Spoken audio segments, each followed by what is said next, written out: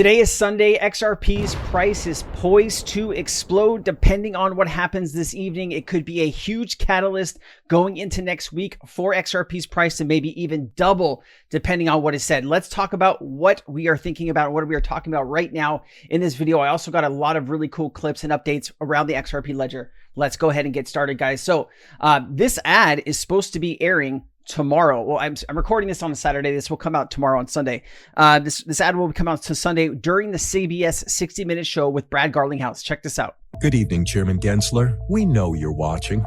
The SEC's Inspector General has been investigating former SEC Director of Corporation Finance, William Hinman, for more than 2 years. There have been FOIA requests, lawsuits, evidence referrals, and a documentary film investigating Hinman's potential conflicts of interest. The SEC said it would release its report. To date, it has not. America deserves the truth.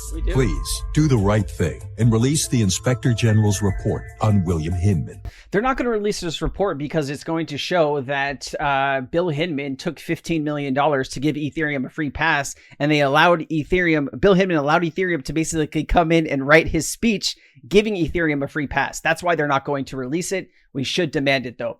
Looks like Brad Garlinghouse, Ripple, and Crypto XRP are more popular than AI, Titanic, Denzel Washington, and Ozempic combined.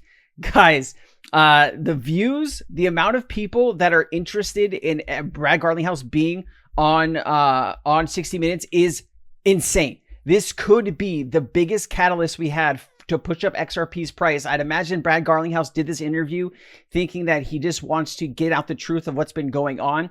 And I think this could just explode the price of XRP if done well. Let me go ahead and play this clip again. I know you probably have seen this around, but I'm setting up the video, so bear with me here.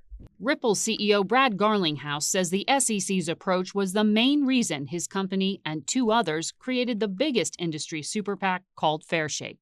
People are like, why did these companies come together and organize and say, this matters? And it's a reaction to a war on crypto. So if there had been a different SEC chair than Gary Gensler? I'm not sure Fairshake would exist. Really? Absolutely. Listen, the reason Fairshake was created was because the Biden administration's attack on crypto was attack on all in the United States. And that's the reason Democrats lost, is because they thought they were standing. Listen, yes, the crypto industry is filled with scammers and people doing wrong things, right? But that's why you need global regulation for it. Don't ignore it and then just make up things that, hey, we're ignoring this, we're not helping to set policy, and then we're going to point fingers at everybody, right? The people that are in charge are the people that are in the Congress and the Senate and the president. Those people need to come together and pass legislation so we could get rid of some of these scammers. Why don't you create a task force to go after people that are scamming people around the world? You could do a like a UN global task force. I don't know how these things work, but you see what I'm saying, right? And then have a base of operations to go after the worst ones and make the space cleaner, better for everyone. Because what happens when the next billion people come into the crypto industry? Is it still going to be like this, where you have hundreds of thousands of meme coins launching per week that just people lose all their money on? Or are you going to set good policy globally so the crypto industry can flourish? That's what I want. I bet that's what you want too. And also, something big is coming.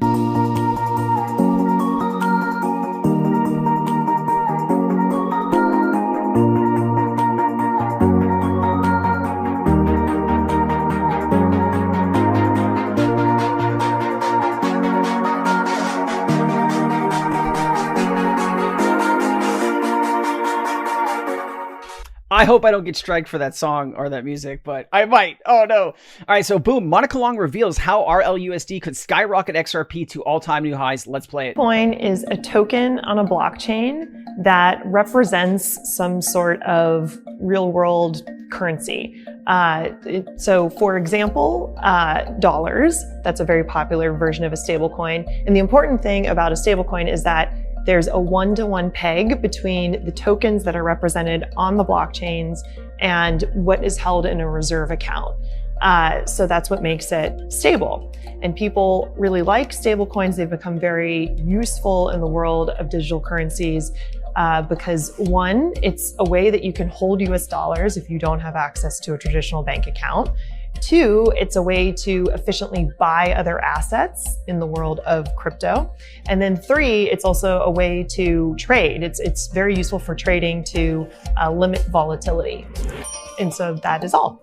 All right, that's good. Could send XRP price flying. I mean, what she's talking about there is tokenizing, dollars, bringing them on chain, right? Look at what USDT Tether has done. $135 billion. Obviously, I do think a year from now, 2 years from now, you might see RLUSD above USDT. I truly believe that. I think USDT is a ticking time bomb. I don't think they have their proper reserves. If they did, they would have had an audit to show the world, hey, we got the money to back this up. Personally, anybody that's hiding things like that, you should be very worried about. All right, what people don't realize is XRP is a perfect banker's coin. Let me play this. XRP is just a different use case. It's built more for banks and money transfers and remittance. If I want to send money across the country, across the world, XRP was built as the banker's coin. It has all the standards and regulations already pre-built in that bankers can use. Okay, so this guy is off here. XRP, the XRPL is a decentralized blockchain. XRP is the gas token for that. Ripple, the company, came out and built their banking software on top of the XRP ledger.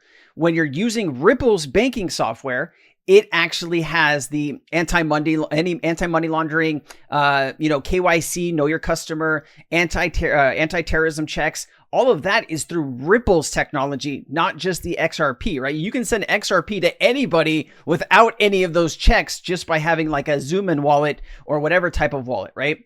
When banks use this type of stuff, they need that technology that Ripple has built in, all that compliance. That's what makes it a banker's coin.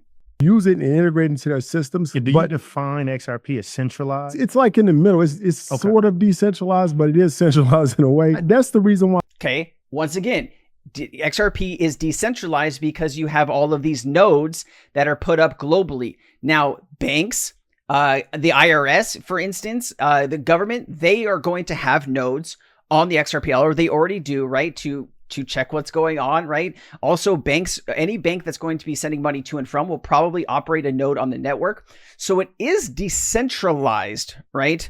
I mean, you look at Bitcoin, some of the biggest places that actually mine Bitcoin, there's only a few companies in the world that control most of the mining, right? So that's considered, to me, way more centralized than what XRP Ledger is. But that's my personal view. If you have a different view, let me know down in the comments. I wish this is on Yahoo Finance. I wish they would talk to somebody with maybe a little bit more knowledge about the XRP Ledger, but all good. I'm always here if anybody wants to interview me about the XRP Ledger. I didn't like it. And I talked to a banker that was at a cryptocurrency conference, and he was like talking about, he's like, I don't understand Bitcoin. Who do I call if something happens? And I'm like, well, it's nobody to call. I'm a pure technologist. And then it hit me that the old school bankers will never trust 100% something like Bitcoin or Ethereum because there's nobody you can call, no company to look up. That's what they're used to. So XRP would fit right into that world. Yeah. And you can't call anybody if something goes wrong with your XRP transfers. But if something goes wrong with a bank, with something to do with Ripple, yes, you can call somebody. But the blockchain is still decentralized. Anybody can send anything, and there is nobody that you could call. If something doesn't happen with your XRP transfer, do you call Ripple? No. And then it hit me that XRP could do extraordinarily well in that situation. Then I changed over to becoming pro XRP. I'm glad he changed over. I'd love to talk to that gentleman and help him better understand what he's dealing with, though. When XRP had a range, a base correction, the 0.05, 0.068 acted as a key resistance, guys. It does look like this was just so sexy, man. Just this first explosion and then the second explosion. And then what's next, guys? I know there's a lot of people that are doing charting right now that think we're heading to $4 or $5 over here. All right, I know I can't play the sound on this one, but this is how Brad Garlinghouse is going to feel once the ad, once his 60-minute session is over with and done. If I play the music, I'm going to get striked. Sorry.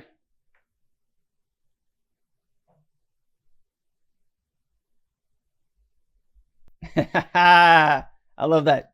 All right, cool. Let's move it on. So just in XRP flips Citibank or Citigroup, excuse me. Citigroup's total market cap and size is 136 billion. XRP is 139 billion. Also, guys, XRP memes. I've been talking about this a lot on my channel. I go through these every Tuesday and Friday when we're in Sensei Chat. That is at 2:30 PST, Tuesdays and Fridays. All the information that I gather that week in the crypto industry, I put into one chat. They're about 2 hours long, and we have so much fun. People are asking questions. We're vibing. We're researching together. I hope you can show up one day to one of those live chats. Out of these tokens here, I think I like Army, ATM. I definitely like Phoenix. And you know what? They don't have Brito here. I like Brito as well. And then also the three mountains. And so it begins. What three mountains represent them? Three massive micro triangle ranges. Here you go, ladies and gentlemen. Man, wouldn't this be incredible? 130 USD.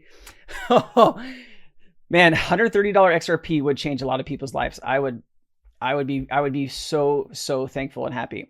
Fun fact, trillions of dollars will pump into XRP. XRP is solving a real problem, and it seems that central banks love XRP. Absolutely right.